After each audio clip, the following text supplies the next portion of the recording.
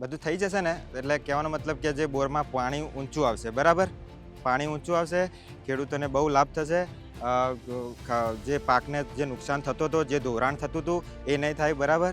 પાણીનું તળ ઊંચું આવશે, પછી પાણી લેતા ફાવા અમારા લોકોને એવું બધું ઉપયોગી થાય અમારા બધું. ગુજરાત સરકારના રીતે આ સરકારી મશીનરી છે અહીંયા, જે ત્યાં વરસાદી પાણીનો નિકાલ કરવાનું કામ થઈ રહ્યું છે અને લડવી નદી છે તે ખોદવાનું કામ ચાલુ રહ્યું છે અને આજુબાજુ પાણી મળી રહે કોઈ અને વરસાદનું પાણી આવે તો ખેડૂતોના ખેતરોમાં નુકસાન ના થાય એ માટે કામગીરી કરી રહ્યા છે. જળ સંપત્તિ વિભાગ દ્વારા છેલ્લા 3 વર્ષમાં 1444 જેટલી અલગ અલગ સાઇડ ઉપર સરેરાશ 88 થી 96 જેટલી સરકારી મશીનરીની મદદથી અંદાજે 123 લાખ ચોરસ મીટર વિસ્તારમાં એટલે કે 4223 કિલોમીટર લંબાઈમાં કામગીરી કરવામાં આવેલ, જેમાં વિવિધ ડેમો, કેનાલો, તળાવ, કાંસ વગેરે ઉપર જે બિનજરૂરિયાત જે ઝાડી ઝાંખરા જે ઉગી રહ્યા હતા એને પણ દૂર કરવામાં આવી રહ્યા છે.